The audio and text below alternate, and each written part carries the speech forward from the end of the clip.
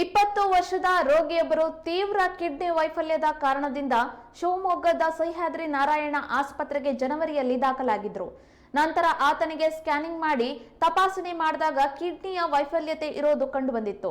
ರೋಗಿಯು ಅತ್ಯಂತ ಚಿಕ್ಕ ವಯಸ್ಸಿನವನಾಗಿರೋದ್ರಿಂದ ಆತನ ತಂದೆಗೆ ಚಿಕಿತ್ಸೆಯ ಬಗ್ಗೆ ವಿವರಣೆಯನ್ನ ನೀಡಲಾಯಿತು. ನಂತರ ಯುವಕನ ತಂದೆಯೇ ಮಗನಿಗೆ ಕಿಡ್ನಿ ದಾನವನ್ನ ಮಾಡಿದ್ದಾರೆ. ಹೌದು, ತಂದೆ ತಾಯಿಯನ್ನ ಮನೆಯಿಂದ ಹೊರಹಾಕುವವರು ಇದನ್ನ ನೋಡಲೇಬೇಕು. ನಂತರ ಶಿವಮೊಗ್ಗ ನಗರದ ಸಹ್ಯಾದ್ರಿ ನಾರಾಯಣ ಆಸ್ಪತ್ರೆಯ ವೈದ್ಯರು ಪ್ರಥಮ ಬಾರಿಗೆ ಯಶಸ್ವಿ ಕಿಡ್ನಿ ಟ್ರಾನ್ಸ್ಪ್ಲಾಂಟ್ ಶಸ್ತ್ರಚಿಕಿತ್ಸೆಯನ್ನ ಮಾಡಿದ್ದಾರೆ.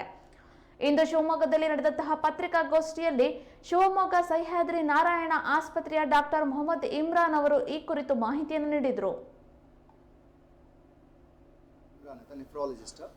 ಸೊ ನಾವು ಈ ಮೊದಲನೇ ಕೇಸ್ ಸಕ್ಸಸ್ಫುಲ್ ಆಗಿ ಮಾಡಿರೋದನ್ನ ಈ ಒಂದು ಸಿಹಿ ಸುದ್ದಿನ ನಿಮ್ಮ ಜೊತೆ ಹಂಚ್ಕೊಳ್ಳಿಕ್ಕೆ ತುಂಬ ಖುಷಿ ಆಗ್ತಾ ಇದೆ. ಯಾಕಂದರೆ ಇದು ಮೊದಲನೇದಾಗಿ ಮಾಡಿರೋದ್ರಿಂದ ಸೊ ಆ ಖುಷಿನ ನಾವು ಎಲ್ಲರ ಜೊತೆ ಹಂಚ್ಕೊಳ್ಳೋಣ, ಸಚ್ ದಟ್ ಎಲ್ರಿಗೂ ಅನುಕೂಲ ಆಗಲಿ ಅಲ್ಲಿಗೆ.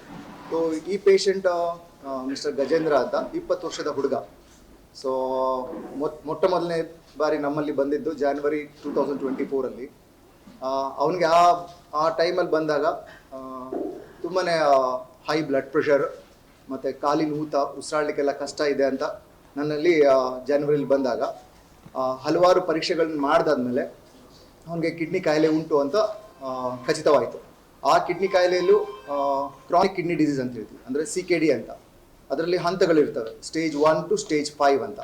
ಸೊ ಗಜೇಂದ್ರನ ಹಂತ stage 5, that is end stage kidney disease ಅಂತ ಹೇಳ್ತೀವಿ. So end stage kidney disease ಅಂದರೆ ಸ್ಟೇಜ್ 5 ಆದಾಗ ಅವಾಗ ತಕ್ಷಣಕ್ಕೆ ಅವನಿಗೆ ಹಾಸ್ಪಿಟಲೈಸ್ ಮಾಡಬೇಕಾಯಿತು, ಅಂದರೆ ಹಾಸ್ಪಿಟಲಲ್ಲಿ ಅಡ್ಮಿಟ್ ಮಾಡಬೇಕಾಯಿತು. ಎಮರ್ಜೆನ್ಸಿ ಆಗಿ ಹೀಮೋಡಯಾಲಿಸಿಸ್ ಅನ್ನೋದನ್ನು ಸ್ಟಾರ್ಟ್ ಮಾಡಬೇಕಾಯಿತು. ಯಾಕೆಂದರೆ ಅದು ಲೈಫ್ ಸೇವಿಂಗ್ ಪ್ರೊಸೀಜರ್. ಆ ಗಳಿಗೆಯಲ್ಲಿ ಆ ಡಯಾಲಿಸಿಸ್ ಪ್ರೊಸೀಜರ್ ಮಾಡದೇ ಇದ್ದರೆ ಜೀವ ಉಳಿಸೋದು ತುಂಬ ಕಷ್ಟ ಆಗುತ್ತೆ. ಬಿಕಾಸ್ ಅಷ್ಟೊಂದು ಕ್ರಿಟಿಕಲ್ ಆಗಿ ಪೇಷಂಟ್ ನಮ್ಮಲ್ಲಿ ಬಂದಿತ್ತು. ಸೊ ಡಯಾಲಿಸಿಸ್ ಮಾಡಾದ್ಮೇಲೆ ಪೇಷಂಟ್ ಸ್ಟೆಬಿಲೈಸ್ ಆದಮೇಲೆ ಸೊ ಅವರ ಫ್ಯಾಮಿಲಿಗೆ ಈ ಕಾಯಿಲೆ ಬಗ್ಗೆ ತುಂಬ ಮಾಹಿತಿ ಕೊಡಲಿಕ್ಕಾಯಿತು. ಅಂದರೆ ಈ kidney disease is irreversible. So ಇದಕ್ಕೆ options either continuing dialysis or going for transplant ಅಂತ ಹೇಳ್ತೀವಿ. ಸೊ ಡಯಾಲಿಸಿಸ್ನ ಮುಂದುವರಿಸಿದ್ದು ಇಲ್ಲ, ಟ್ರಾನ್ಸ್ಪ್ಲಾಂಟನ್ನು ಒಂದು ಆಪ್ಷನ್ ಅನ್ನೋದನ್ನು ಅವ್ರಿಗೆ ಫ್ಯಾಮಿಲಿಗೆ ಕೊಟ್ಟಿದ್ದಾಯಿತು. ಸೊ ಅವರು ಸುಮಾರು ದಿನ ಅದ್ರ ಬಗ್ಗೆ ಚರ್ಚೆ ಮಾಡಿದ್ದಾಯಿತು. ದಟ್ ಪೇಷಂಟ್ ಚಿಕ್ಕ ವಯಸ್ಸವನು, he has a productive life ahead. So ಅವನು ಫ್ಯೂಚರ್ ಇದೆ ಅಂತ ಹೇಳ್ಬಿಟ್ಟು ಅವರು ತಂದೆ ಅದನ್ನು ಸ್ವಲ್ಪ ಸೀರಿಯಸ್ ಆಗಿ ವಿಚಾರ ಮಾಡಿ ಕಿಡ್ನಿ ಡೊನೇಟ್ ಮಾಡಲಿಕ್ಕೆ ಅನ್ಲಿಕ್ಕೆ ಅವ್ರು ಮುಂದೆ ಬಂದರು. ಸೊ ಫಾದರ್ ದೊಡ್ಡ ಮನಸ್ಸು ಮಾಡಿರೋದ್ರಿಂದ ಒಂದು ಪೇಷಂಟಿನ ಜೀವ ಉಳಿಸ್ಲಿಕ್ಕೆ ನಮಗೆ ಅನುಕೂಲ ಆಯಿತು. ಸೊ ಟ್ರಾನ್ಸ್ಪ್ಲಾಂಟ್ ಚಿಕಿತ್ಸೆ ಮಾಡೋಕ್ಕಿಂತ ಮುಂಚೆ ಪೇಷಂಟನ್ನು ಹಲವಾರು ಪರೀಕ್ಷೆಗಳು ಬೇಕಾಗುತ್ತೆ. ಅದು ಪ್ರೀ ಟ್ರಾನ್ಸ್ಪ್ಲಾಂಟ್ ಇವ್ಯಾಲ್ಯೂಷನ್ ಅಂತ ಹೇಳ್ತೀವಿ. ಟ್ರಾನ್ಸ್ಪ್ಲಾಂಟ್ ಮಾಡೋಕ್ಕಿಂತ ಮುಂಚೆ ಮಾಡೋಂಥ ಬ್ಲಡ್ ಟೆಸ್ಟ್ ಇರಲಿ, CT ಸ್ಕ್ಯಾನ್ ಇರಲಿ, ಯೂರಿನ್ ಟೆಸ್ಟ್ ಇರಲಿ, ಇಮ್ಯುನಾಲಜಿಕಲ್ ವರ್ಕಪ್ ಅಂತ ಹೇಳ್ತೀವಿ. ಅದು ಎಲ್ಲ ಹಂತಗಳಲ್ಲಿ ಮಾಡಿಬಿಟ್ಟು ಟ್ರಾನ್ಸ್ಪ್ಲಾಂಟಿಗೆ ಪೇಷಂಟ್ ಫಿಟ್ ಇದೆ ಅಂದಾಗ ನಾವು ಟ್ರಾನ್ಸ್ಪ್ಲಾಂಟನ್ನು ಮುಂದುವರಲಿಕ್ಕೆ ಅನುಕೂಲ ಆಗುತ್ತೆ. ಸೊ ಇದು ತಂದೆಯಿಂದ ಮಗನಿಗೆ ಆಗಿರೋದ್ರಿಂದ ಸೊ ಜೆನೆಟಿಕಲಿ ರಿಲೇಟೆಡ್, ಅಂದರೆ ರಕ್ತ ಸಂಬಂಧಿಕರು ಆಗಿರೋದ್ರಿಂದ ಸೊ ಕಿಡ್ನಿ ಟ್ರಾನ್ಸ್ಪ್ಲಾಂಟಲ್ಲಿ ಸ್ವಲ್ಪ ಅನುಕೂಲತೆ ಆಗ್ತಾ ಹೋಗುತ್ತೆ. ಆ್ಯಂಡ್ ಎರಡನೇದು ಸೇಮ್ ಬ್ಲಡ್ ಗ್ರೂಪ್, ಅಪ್ಪನಿಂದ ಮಗಂದು ಸೇಮ್ ಬ್ಲಡ್ ಗ್ರೂಪ್ ಇರೋದ್ರಿಂದ ಟ್ರಾನ್ಸ್ಪ್ಲಾಂಟ್ ಪ್ರೊಸೀಜರ್ ನಮಗೆ ತುಂಬ ಅನುಕೂಲ ಆಗ್ತಾ ಹೋಗುತ್ತೆ. ಸೊ ಇಷ್ಟು ಹೆಚ್ಚು ಕಡಿಮೆ ಆಲ್ಮೋಸ್ಟ್ ಜಾನ್ವರಿಯಿಂದ ಅವರು ಡಿಸೆಂಬರ್ ತನಕ ಇದ್ರ ಬಗ್ಗೆ ಡಯಾಲಿಸಿಸಲ್ಲಿ ವಿಚಾರ ಮಾಡ್ತಾ ಹೋಗ್ತಿದ್ರು. ಟ್ರಾನ್ಸ್ಪ್ಲಾಂಟ್ ಮಾಡಿಸ್ಕೊಳ್ಳೋದು ಬೇಡ, ಹಲವಾರು ಪ್ರಶ್ನೆಗಳು. ಅವ್ರು ಮಾಡಿಸಿದ್ರೆ ಅವ್ರ ಜೀವನ ಶೈಲಿ ಹೇಗಿರುತ್ತೆ, ಅವ್ರ ಲೈಫ್ ಸ್ಪ್ಯಾನ್ ಹೇಗಿರುತ್ತೆ, ಅವ್ರ ಕ್ವಾಲಿಟಿ ಆಫ್ ಲೈಫ್ ಹೇಗಿರುತ್ತೆ, ಇದೆಲ್ಲದನ್ನು ಅವ್ರು ನನ್ನ ಜೊತೆ ಎವ್ರಿ ಟೈಮ್ ಡಯಾಲಿಸಿಸ್ ಬಂದಂಗೆಲ್ಲ ಅದ್ರ ಬಗ್ಗೆ ಚರ್ಚೆ ಮಾಡ್ತಾ ಹೋಗ್ತಾಯಿದ್ರು. ಸೊ ಅದ್ರ ತಕ್ಕಂಗೆ ಅದಕ್ಕೆ ಉತ್ತರ ನಾನು ನೀಡ್ತಾ ಹೋಗ್ತಾ ಇದ್ದೆ. ಬಿಕಾಸ್ ಇನ್ನು 20 years ಸೊ ಟ್ರಾನ್ಸ್ಪ್ಲಾಂಟ್ ಮಾಡಿಸಿದ್ರೆ ತುಂಬ ಚೆನ್ನಾಗಿರ್ತಾನೆ ಅನ್ಲಿಕ್ಕೆ ಅವ್ರ ಪ್ರಶ್ನೆಗಳಿಗೆಲ್ಲರಿಗೂ ಉತ್ತರ ಕೊಡ್ತಾ ಹೋಗ್ತಿದ್ದೆ. ಅದ್ರ ಜೊತೆ ಅವರು ಕಂಪ್ಲೀಟ್ ಕುಟುಂಬದವ್ರಿಗೆ ಎಲ್ಲರಿಗೂ ಕೂರಿಸ್ಬಿಟ್ಟು ಅದ್ರ ಬಗ್ಗೆ ಕೌನ್ಸಿಲಿಂಗ್ ಮಾಡ್ತಾ ಹೋಗ್ತಿದ್ವಿ.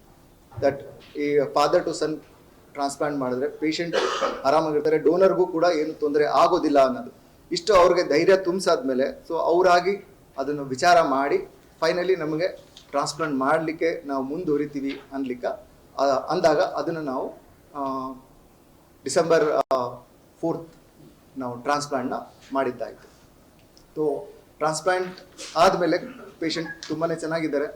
ಬಟ್ ಈಗ ಟ್ರಾನ್ಸ್ಪ್ಲಾಂಟ್ ಸರ್ಜಿಕಲ್ ಆಸ್ಪೆಕ್ಟ್ಸ್ ನಮ್ಮ ಕೊಲೀಗ್ಸ್ ಯೂರಾಲಜಿಸ್ಟ್ ಅವ್ರು ನಿಮ್ಮ ಜೊತೆ ಮಾತಾಡ್ತಾರೆ. ಕಿಡ್ನಿ ಕಸಿ ಟ್ರಾನ್ಸ್ಫರ್ಲಿ ಎನಿಥಿಂಗ್ ಲೈಕ್ ಮನಿ ಲಾಂಡರಿಂಗ್ ನಡೆಯುವುದಿಲ್ಲ, ಅಥವಾ ದುಡ್ಡಿನ ದುರವ್ಯವಸ್ಥೆ ಅಥವಾ ಯಾವುದು ನಡಿಬಾರ್ದು, ನಡಿಲಿಕ್ಕೂ ಇಲ್ಲ, ಯಾರು ಅದರಲ್ಲಿ ಇನ್ವಾಲ್ವ್ ಆಗ್ಲಿಕ್ಕಿಲ್ಲ. ಮೆಡಿಕೋ ಲೀಗಲ್ ಇದು ಫಸ್ಟ್ ಮೇನ್ ಥಿಂಗ್. ಆಮೇಲೆ ಒಮ್ಮತ ಇರಬೇಕು, ಅಂದ್ರೆ ಸಮ್ಮತಿ ಇರಬೇಕು. They should be very much agreeing. ಅದಕ್ಕೆ ಯಾವುದೇ ಫೋರ್ಸ್, ಎನಿ ಫೋರ್ಸ್ ಯಾವುದಕ್ಕೂ ಇರಬಾರ್ದು. ಇದರ್ any sort of blackmailing or money laundering should not be there, ಅದಿರ್ಲಿಕ್ಕೆ ಇಲ್ಲ. ಅದರೆಲ್ಲ ಮತ್ತೆ ಲೀಗಲ್ ಆಸ್ಪೆಕ್ಟ್ಸ್ ಬಹಳ ಇರ್ತದೆ. ಅದಕ್ಕೆ ಆದಂತಹ ಕಮಿಟಿಗಳಿರ್ತದೆ, ಇನ್ ವಿಚ್ ಲಾಯರ್ ಮತ್ತೆ ಹಾಸ್ಪಿಟಲ್ ಡೈರೆಕ್ಟರ್ಸ್, ಆಮೇಲೆ ಪೊಲೀಸ್ ಎಲ್ಲರೂ ಇನ್ವಾಲ್ವ್ ಇರ್ತಾರೆ, ಲೀಗಲ್ ಕಮಿಟಿ. ಅದನ್ನು ರಿಜಿಸ್ಟರ್ ಆದ್ಮೇಲೆ ಅಪ್ರೂವಲ್ ಬರ್ತದೆ. ಅಪ್ರೂವಲ್ ಲೈಸೆನ್ಸ್ ಕಮಿಟಿಯಿಂದ ಅಪ್ರೂವಲ್ ಬಂದಾದ್ಮೇಲೆ ನಾವು ಅದಕ್ಕೆ ಮುಂದುವರಿಯುವಂಥದ್ದು. ಮೇನ್ಲಿ ಇದರಲ್ಲಿ ಯಾರು ಒಪ್ಪಿಗೆ ಕೊಟ್ಟಿದ್ದಾರೆ ಕಿಡ್ನಿ ಕೊಡ್ಲಿಕ್ಕೆ, ಅವರು ಮೋಸ್ಟ್ ಶ್ರೇಷ್ಠವಾದ ಆ್ಯಂಡ್ ಮೋಸ್ಟ್ ಇಂಪಾರ್ಟೆಂಟ್ ಪರ್ಸನ್ ಆಗ್ತಾರೆ. ಈವನ್ ಗರ್ಭಿಣಿಗಿಂತನೂ ಹೆಚ್ಚಿನ ಪ್ರಾಮುಖ್ಯತೆ ಆ ಪೇಷಂಟಿಗೆ ಆ ದಿನ ಆ ಆಸ್ಪತ್ರೆಯಲ್ಲಿ ಇರ್ತದೆ.